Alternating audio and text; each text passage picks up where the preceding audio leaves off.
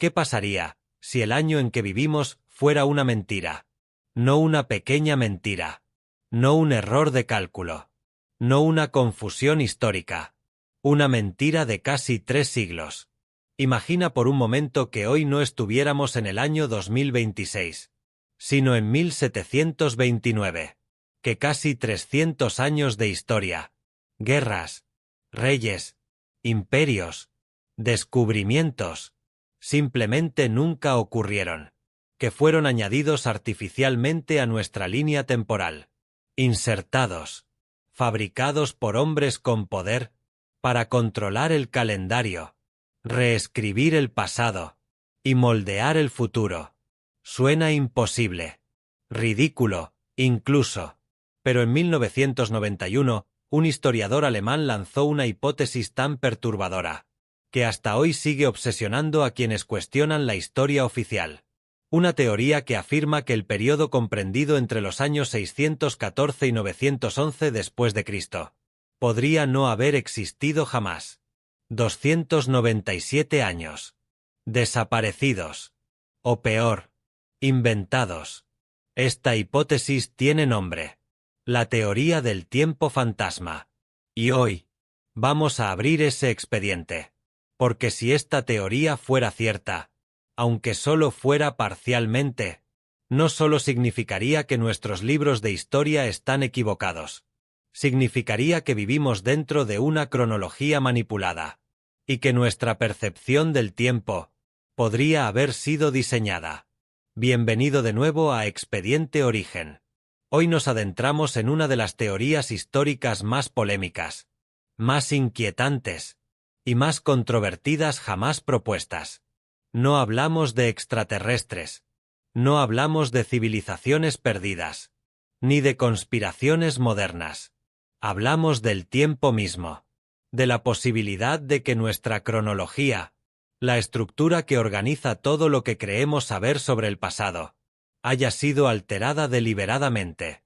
Para entender esta teoría, primero hay que comprender una verdad incómoda. La historia no es el pasado. La historia es el relato del pasado, escrito por personas.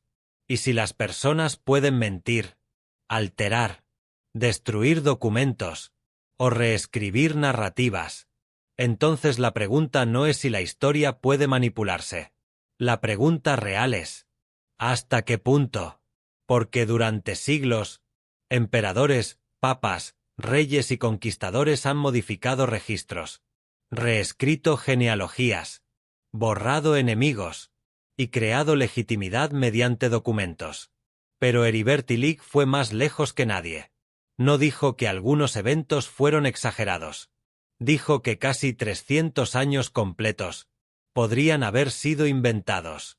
Heribert Illig no era un novelista. No era un creador de teorías paranormales. Era un historiador y ensayista alemán. En 1991 publicó una idea radical. La cronología europea de la Alta Edad Media estaba inflada artificialmente.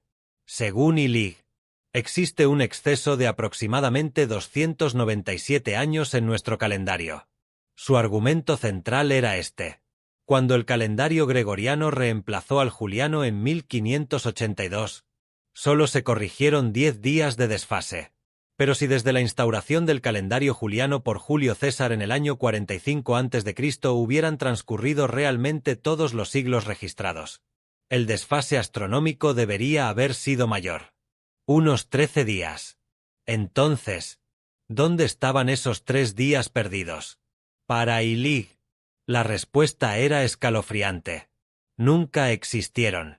3 siglos de historia habían sido añadidos. Su teoría señalaba específicamente a 3 figuras clave: el emperador del Sacro Imperio Romano Germánico, Otón, y el Papa Silvestre Y, el emperador bizantino Constantino VII. Según Illig, estos líderes habrían conspirado para situarse simbólicamente en el año 1000 después de Cristo. ¿Por qué? Porque el año 1000 tenía un poder psicológico y religioso inmenso. Representaba legitimidad divina, profecía, destino. Gobernar en el año 1000 era gobernar en un momento sagrado. Y para lograrlo, Habrían alterado documentos, genealogías y registros históricos. El resultado: cientos de años ficticios. Una Edad Media inflada. Un pasado reconstruido. Ahora bien, una teoría tan extrema necesita pruebas. Y aquí es donde Illich presenta uno de sus argumentos más conocidos. La escasez arqueológica. Según él, entre los siglos 7 y X en ciertas partes de Europa occidental, hay una sorprendente falta de hallazgos consistentes. Menos construcciones monumentales. Menos registros urbanos. Menos avances visibles que en otras épocas. Como si la historia se volviera borrosa. Illich argumentaba que este vacío no era casual, que era una señal de que ese periodo fue artificialmente extendido. Porque si casi 300 años realmente hubieran transcurrido, deberíamos encontrar más evidencia material, más capas culturales, más arquitectura, más evolución tecnológica. Pero aquí entra una cuestión importante. La ausencia de evidencia no siempre es evidencia de ausencia. Muchos arqueólogos responden que la Alta Edad Media fue, efectivamente, una época de crisis, guerras, ruralización y menor monumentalidad. La caída del Imperio Romano de Occidente provocó fragmentación política, colapso urbano y menor producción arquitectónica visible. En otras palabras, no encontrar grandes estructuras no significa necesariamente que esos siglos no existieran. Sin embargo, la duda sigue siendo seductora, porque el vacío, cuando existe, invita a ser llenado por teorías. Y aquí llegamos al corazón político de la teoría. Carlomagno, rey de los francos, emperador, padre de Europa, una de las figuras más glorificadas de la historia occidental. Según la narrativa oficial, Carlomagno unificó gran parte de Europa en el siglo VIII y fue coronado emperador de los romanos en el año 800. Pero Illich sospechaba algo. Demasiado conveniente. Demasiado perfecto. Para él, Carlomagno podría haber sido una figura magnificada, o incluso parcialmente construida, para crear una continuidad imperial entre Roma y el Sacro Imperio. Porque si querías legitimar poder, necesitabas ancestros grandiosos. Necesitabas un pasado heroico. Y Carlomagno era perfecto para eso. La arquitectura carolingia, los documentos, las reformas. Illich cuestionó si todo ello pertenecía realmente a la época asignada, o si parte fue retroproyectado históricamente. Sin embargo, la mayoría de historiadores rechazan esto. Existen monedas, manuscritos, referencias cruzadas, fuentes externas. Pero incluso aquí, los defensores de la teoría plantean otra pregunta. Si quienes controlan archivos controlan narrativas, ¿cómo distinguimos entre registro auténtico y construcción política? Entonces, ¿qué tenemos hasta ahora?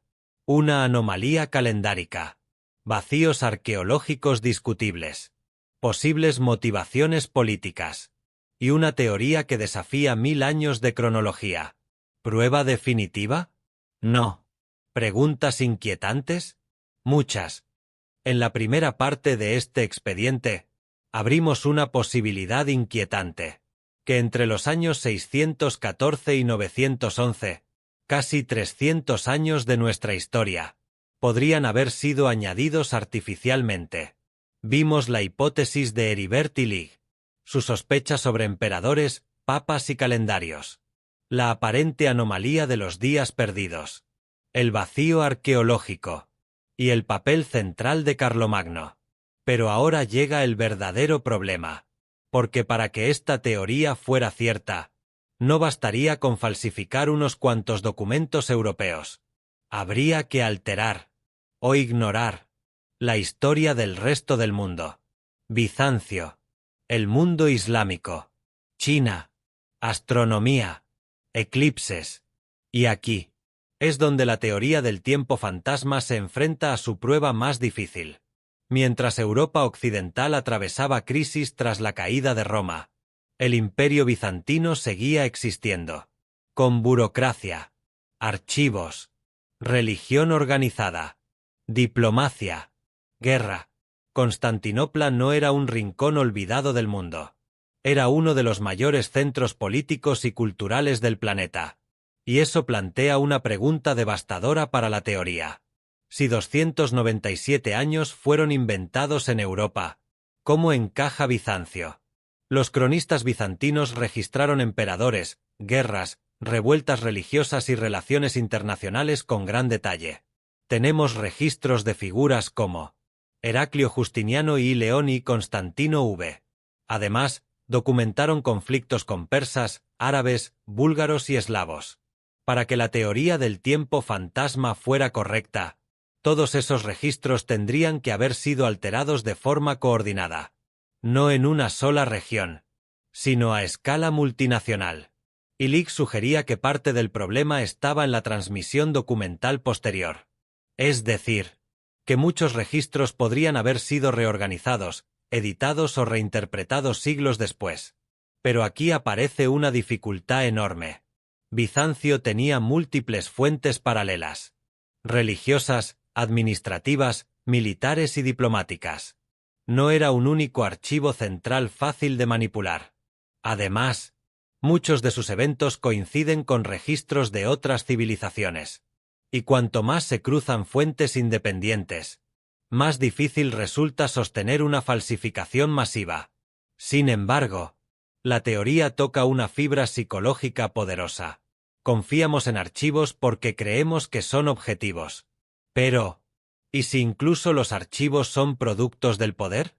Si Bizancio representa una barrera, el mundo islámico representa una muralla.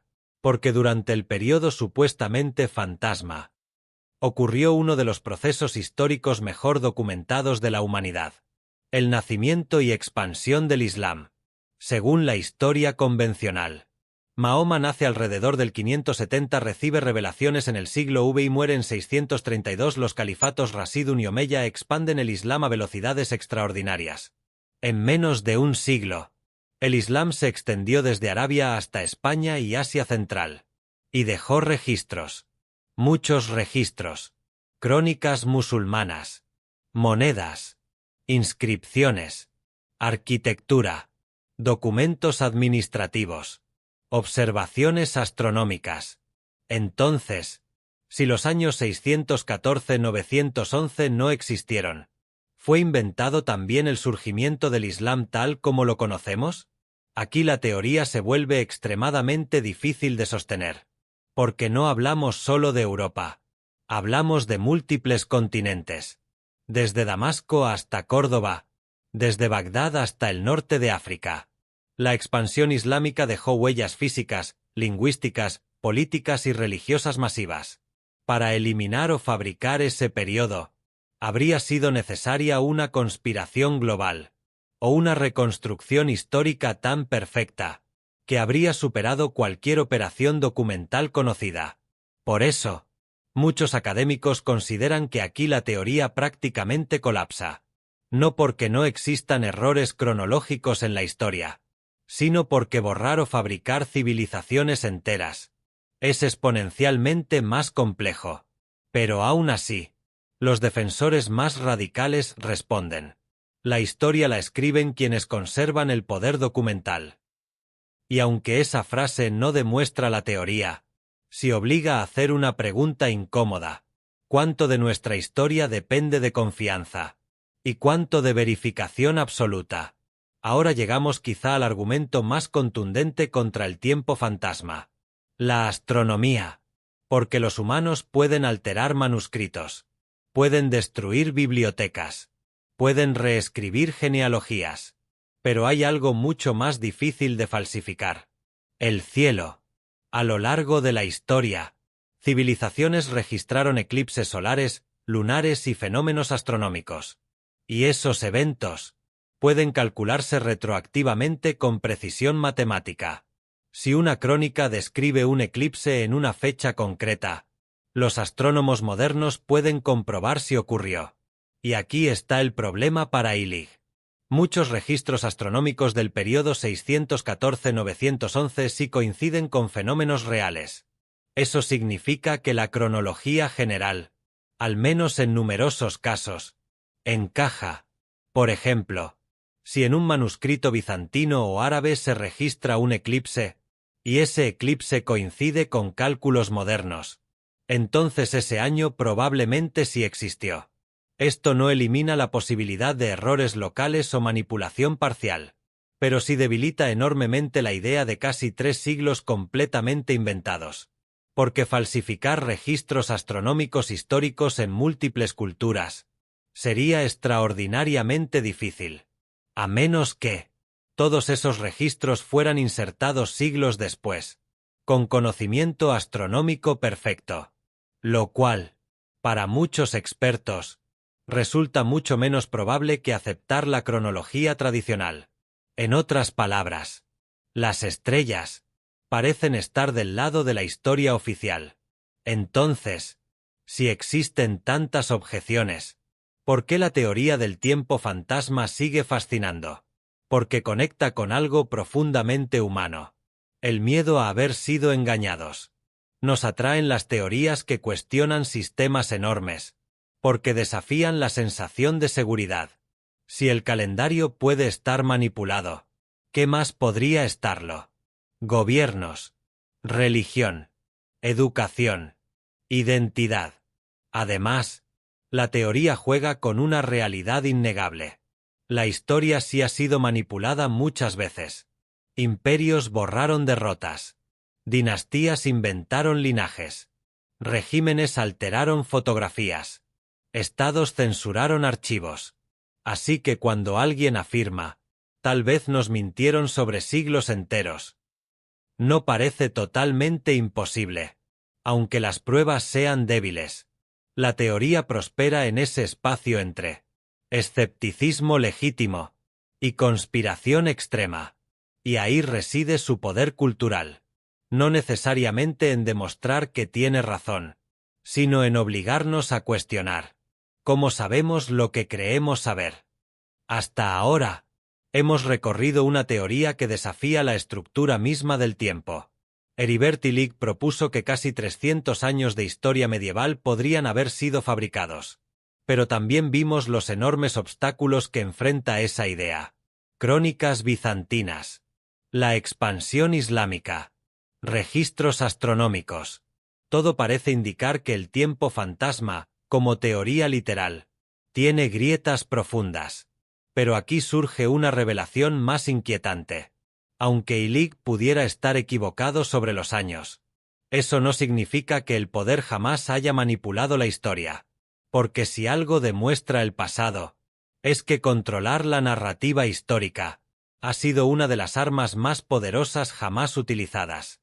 Y aquí, el expediente se vuelve todavía más perturbador. Porque tal vez no nos robaron siglos enteros, pero sí nos han reescrito realidades.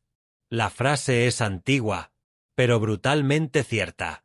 La historia la escriben los vencedores.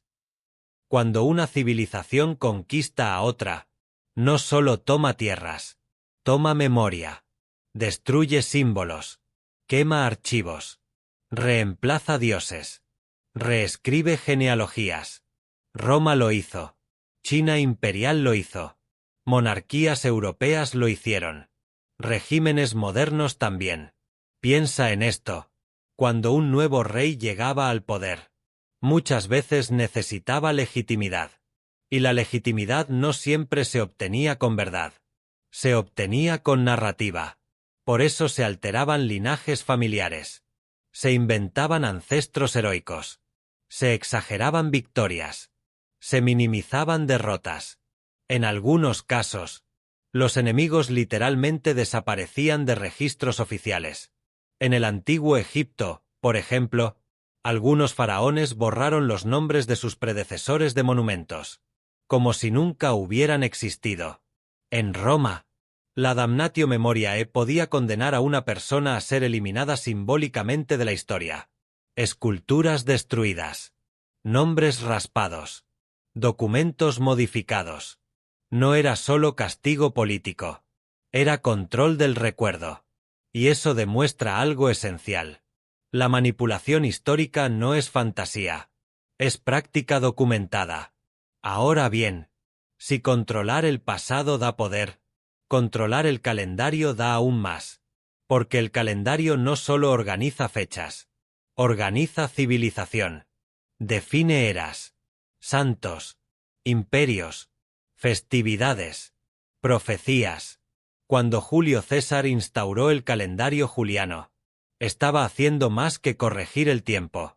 Estaba imponiendo orden imperial. Y cuando el calendario gregoriano lo ajustó en 1582, la Iglesia Católica no solo corrigió un desfase astronómico, también reafirmó autoridad cultural. Países enteros tuvieron que adaptarse.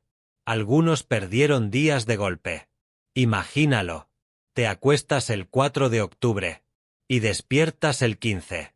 10 días borrados administrativamente. No desaparecieron físicamente, pero sí del sistema. Eso demuestra una verdad psicológica poderosa. El tiempo social es una construcción humana.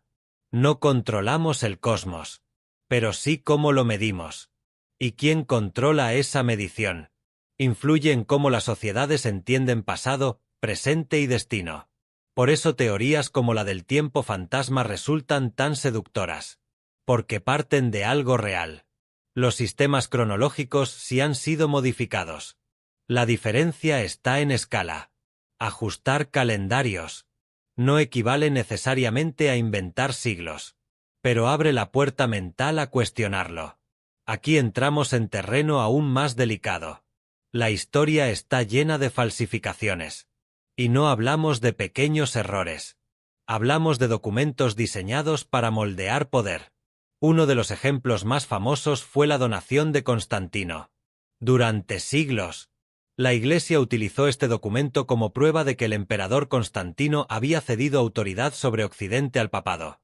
Era una base política gigantesca. El problema era falso. Una falsificación. Siglos después, el análisis filológico ayudó a demostrarlo. Pero durante mucho tiempo, influyó en poder real. Eso significa que instituciones enormes pueden sostener narrativas históricas incorrectas durante generaciones. Y no fue el único caso. Reliquias falsas, genealogías fabricadas, textos alterados, crónicas exageradas. La historia humana está repleta de ejemplos donde la verdad fue mezclada con propaganda.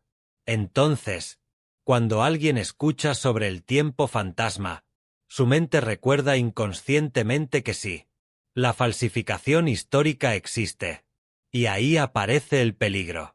Porque una verdad parcial, que la historia puede manipularse, puede utilizarse para justificar una conclusión extrema, que casi toda la cronología es falsa. Y esas no son la misma cosa. Cuestionar la historia puede ser saludable. De hecho, la investigación histórica seria depende de cuestionar fuentes constantemente. ¿Quién escribió esto? ¿Por qué? ¿Con qué intereses? ¿Qué evidencia independiente existe? Eso es pensamiento crítico. Pero hay una línea peligrosa. Cuando toda evidencia que contradice una teoría se considera automáticamente parte de la conspiración, entonces la teoría se vuelve casi imposible de refutar. Y cuando una idea no puede refutarse, deja de ser investigación y se acerca a dogma. Ese es uno de los mayores problemas con muchas teorías extremas. No porque cuestionen, sino porque convierten cualquier objeción en prueba adicional del encubrimiento. Si hay documentos, son falsos. Si hay restos arqueológicos, fueron mal datados. Si hay eclipses, se insertaron después. En ese punto, la teoría ya no busca verdad, busca sobrevivir. Y ahí es donde el pensamiento crítico debe ser más fuerte. Porque dudar de narrativas oficiales no significa aceptar cualquier alternativa. Entonces, ¿nos mintieron alguna vez en la historia? Sí, muchas veces. ¿Se han falsificado documentos? Sin duda. ¿Se ha usado el pasado para legitimar poder? Constantemente. Pero eso no prueba automáticamente que casi 300 años hayan sido inventados. Lo que sí prueba es algo quizá más importante, que debemos analizar la historia con curiosidad, pero también con rigor, porque entre la credulidad ciega y la conspiración absoluta existe un terreno más difícil. Pensar. Hemos recorrido una teoría capaz de hacer tambalear nuestra percepción del tiempo. Una hipótesis que asegura que casi 3 siglos de historia podrían no haber ocurrido jamás. Exploramos las ideas de Heribert Illig, las anomalías del calendario, los vacíos arqueológicos, el papel de Carlomagno, las objeciones de Bizancio, del mundo islámico y de la astronomía. Y vimos algo aún más importante, que aunque la teoría del tiempo fantasma probablemente no resista el peso de la evidencia histórica, la manipulación del relato sí ha sido una constante humana. Entonces llegamos a la pregunta más profunda de todas. ¿Por qué una teoría así sigue fascinando? ¿Por qué millones de personas se sienten atraídas por la posibilidad de que la historia oficial oculte algo gigantesco?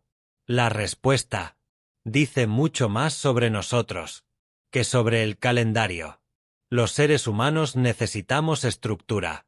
Necesitamos creer que el mundo tiene orden, que el tiempo avanza de forma coherente, que el pasado está relativamente definido. Porque si el pasado puede alterarse por completo, entonces nuestra identidad también puede hacerlo. Piensa en ello.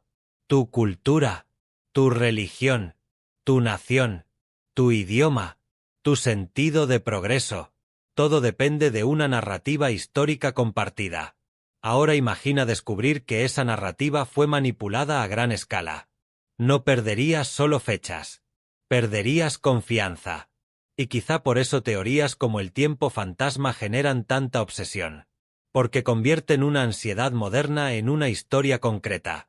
La ansiedad de que instituciones poderosas, gobiernos, religiones, academias, puedan ocultar más de lo que muestran. Vivimos en una era donde constantemente se descubren archivos clasificados, corrupción, propaganda, desinformación, operaciones psicológicas. Eso hace que muchas personas den un salto mental. Si nos ocultaron esto, ¿qué más podrían ocultarnos? Y en ese terreno fértil, las teorías más radicales encuentran vida. No necesariamente porque sean ciertas, sino porque responden a una emoción real. Desconfianza. Hace siglos, controlar información requería bibliotecas, iglesias o imperios. Hoy, basta con un algoritmo. Internet democratizó el acceso al conocimiento, pero también multiplicó la velocidad de la confusión. Nunca habíamos tenido tanta información, y nunca había sido tan difícil separar hecho, interpretación, sesgo, ficción. Las teorías como el tiempo fantasma prosperan online porque están diseñadas para activar patrones psicológicos muy potentes. Lo que no te cuentan, la verdad oculta, todo en caja despierta. Ofrecen una sensación poderosa, la de descubrir algo prohibido. Y eso genera dopamina intelectual. Pero aquí está el riesgo. No toda narrativa alternativa es investigación. A veces, es simplemente una historia mejor empaquetada, más emocionante, más provocadora, más viral. La verdad suele ser compleja, lenta, llenas de matices. La conspiración suele ser simple. Te mintieron. Y nuestro cerebro muchas veces prefiere simplicidad emocional a complejidad incómoda. Entonces, si probablemente no nos robaron 297 años, ¿qué valor tiene analizar esta teoría? Mucho, porque nos obliga a hacer preguntas esenciales. ¿Cómo validamos la historia? ¿Quién conserva los archivos? ¿Qué papel juega el poder en la narrativa? ¿Cómo distinguimos escepticismo de paranoia? En ese sentido, la teoría del tiempo fantasma funciona casi como una prueba intelectual. No para aceptar sus conclusiones, sino para examinar nuestro propio pensamiento. Nos recuerda que la autoridad no debe ser obedecida ciegamente, pero tampoco rechazada automáticamente, que cuestionar no significa negar, y que investigar no significa creer cualquier alternativa. La verdadera búsqueda de la verdad requiere dos fuerzas opuestas trabajando juntas: curiosidad y disciplina. Sin curiosidad, aceptamos todo. Sin disciplina, caemos en cualquier cosa. Ahora, permíteme plantearte una idea distinta. Quizá el mayor tiempo fantasma no está en la Edad Media. Quizá está aquí, en nuestra propia vida. Horas perdidas en distracción. Años consumidos por sistemas diseñados para capturar atención. Narrativas heredadas sin cuestionamiento. Rutinas automáticas. Tal vez no nos robaron siglos históricos, pero sí pueden robarnos percepción. Nuestra capacidad de pensar críticamente. De verificar. De detenernos. Porque controlar el tiempo de una sociedad no siempre significa alterar calendarios.